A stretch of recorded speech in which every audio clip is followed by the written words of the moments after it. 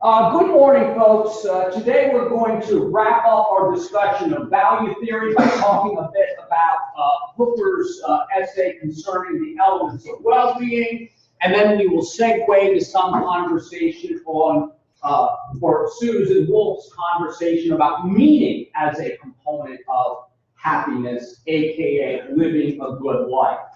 Now, we've already talked about the notion of an objective list theory of happiness. Objective list theories contend that there are criteria, ideally speaking, that tend to need to be met in order for individuals to be happy. Now, these list theorists do tend to admit that there are sometimes very rare outliers. In other words, people who can be, relatively speaking, happy human beings, even if they don't have all of the things on this list. But admittedly, such people are what? The exception to the rule, and not the rule. Now, Hooker talks about the hedonist account of happiness, and he, in principle, agrees that the hedonist account of pleasure as a component of happiness is indeed among a reasonable objective list, even though its critics will talk about some of its problems. Among its problems was this idea that a person can be happy in a hedonistic sense, even if they are deluded about reality. Because recall, hedonism looks at happiness from the inside out rather than from the outside in. And we talked about the fact that a person could believe themselves to be happy, even if they were radically mistaken about how their life was going. We talked about the desire fulfillment theory of happiness. That's the way he refers to the desire satisfaction theory. He calls it desire fulfillment. The desire fulfillment theory does, of course, make some sense for the very reasons we discussed with Eatwood. Because for most of us, it makes sense that in order for us to be happy with something, we ought to some extent want that thing.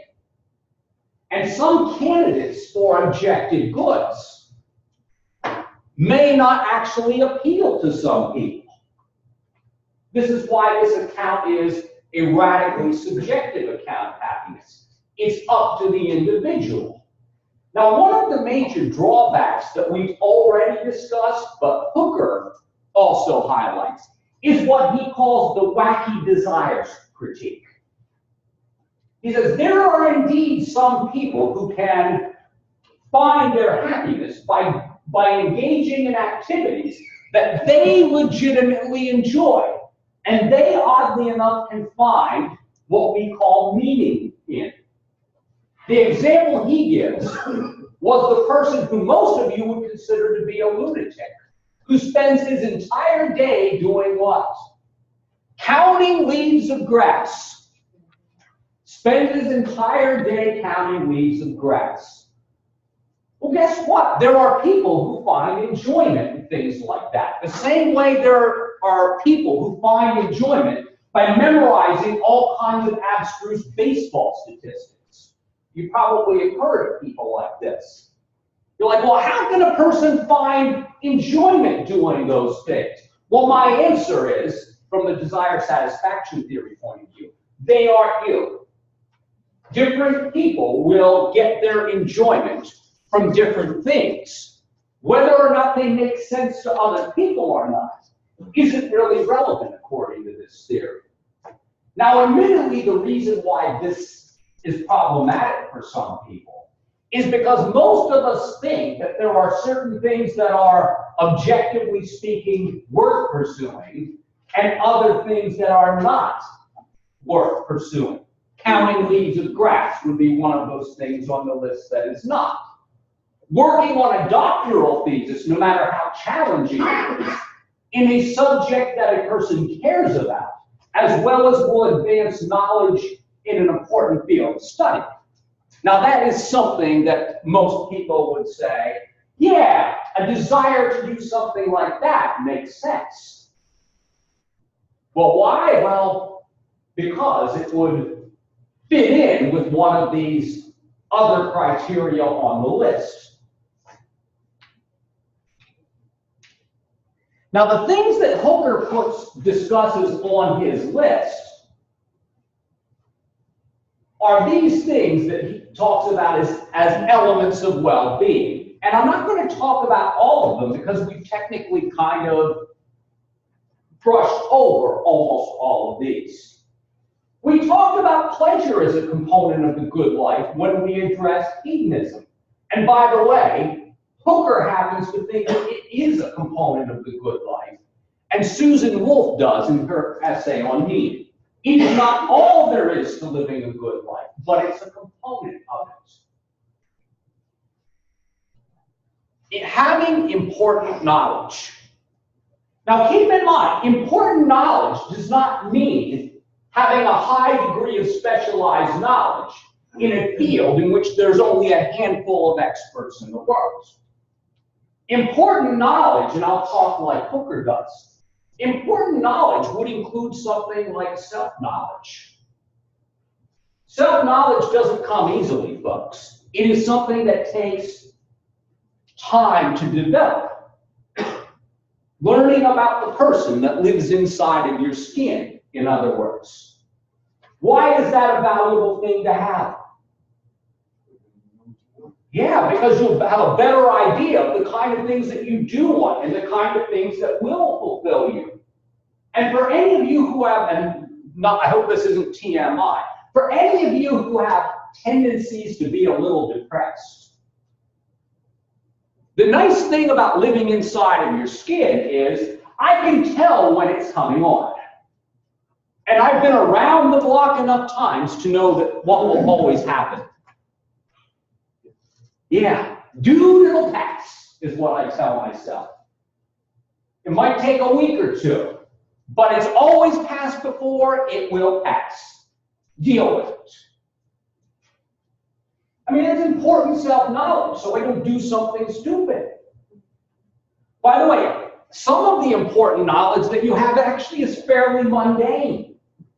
It's important we learn how to tie our shoes, etc., etc. Now, when he's talking about important knowledge, he does suggest that having a lot of data in your mind about things that, cosmically speaking, don't really matter very much wouldn't count as important knowledge. Whereas perhaps understanding quantum mechanics might be something that does count as important knowledge. Or not to toot my own horn, I happen to think that having an expansive knowledge about the history of thinking, the history of the big ideas that have basically influenced the way we think about things today is something I consider to be valuable and important knowledge. And it's not just because it's something I pursued. I pursued it because I believe that it's important. What drove me was I wanted to develop what I call a meaningful theory of the present. Now, I stole that phrase from somebody else, I admit. I wanted to develop a meaningful theory of the present. Why the heck are things going down in the way that they're going down? Well, finding out historically the kind of ideas that have driven history didn't give me an answer per se, but they helped me to more meaningfully think about what's going on in the here and now. And a lot of people happen to think that is important knowledge, because we do care what's going to happen next, and it pays to know why. But I'll shut up about that. I think that was sufficient. Significant achievement. Now, this is admittedly something that's not necessarily easy to pin down. Because indeed, what constitutes significant achievement may vary a bit from person to person. It's probably a little bit easier for us to determine what doesn't count as significant achievement versus what does. Back to that example of the person with with wacky goals, like counting leaves of grass or something like that, and spending his entire day doing that. Most of us would not count that as significant achievement. However, most of us would probably say that someone who became an expert in a useful field of study would count as significant achievement. Now, folks, the reason why this is an element of well-being and not a guarantor of well-being is because there's plenty of people out there in the world who have, by all cultural standards, lived lives of significant achievement and done a pretty damn good job at fulfilling those achievements. But guess what some of them aren't? Happy. In other words, there are people who have fulfilled this criteria, but are not necessarily happy. And this is why a critic might say, well, you also have to be able to find meaning in that significant achievement. Sounding like Wolf in the next reading a little bit. Autonomy. Remember, when we're talking about autonomy, we're not necessarily talking about that freedom to drive on the Autobahn, like we discussed in the Eastwood essay. We're probably more talking about autonomy in the sense that John Stuart Mill talked about autonomy. The ability to be a rational being who can think about things, make decisions about how she would like her life to go, the kind of things that she would like to pursue, and so forth. That is what we mean by autonomy. The ability not to have your life totally controlled.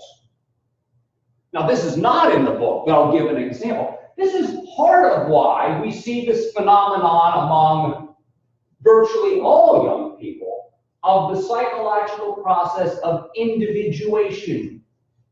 And during this period, oftentimes happens in what years of a person's life in our society? Yeah, teen years, yeah. We expect a teenager to act up a little bit. We expect a normal teenager to individuate from the parents, to question the parents' ways of looking at things and values. And if you don't do these things, we wonder what's going on inside. Anyway. He also speaks of the appreciation of beauty. I actually feel sympathy for people. I'm talking about his sympathy test here. I feel sympathy for people who cannot appreciate a great work of literature. I feel sympathy for a person who can't appreciate a well-done film or a well-written TV series that makes the wheels turn in your head. I feel sorry for such people. Why do I feel sorry? Well, it's because I think the appreciation of these kind of things helps my life to go better. In other words, it enriches my life. Now, I'm not saying that my being able to appreciate, let's say, a good film with philosophical themes necessarily makes me happy in this way. If I were always happy in this way, I would think that would be like more robotic automaton happiness, a happiness that I wouldn't want to have.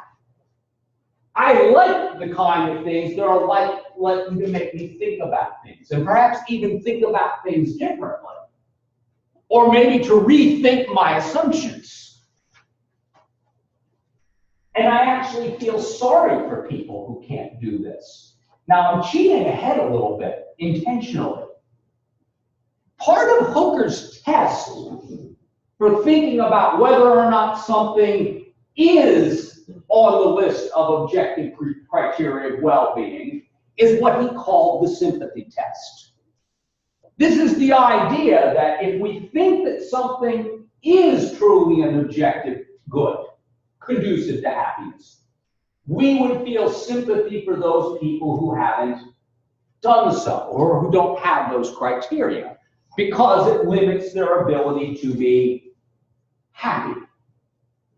And by the way, for me, it is with full understanding that some people, for one reason or another, may actually lack the ability to have these.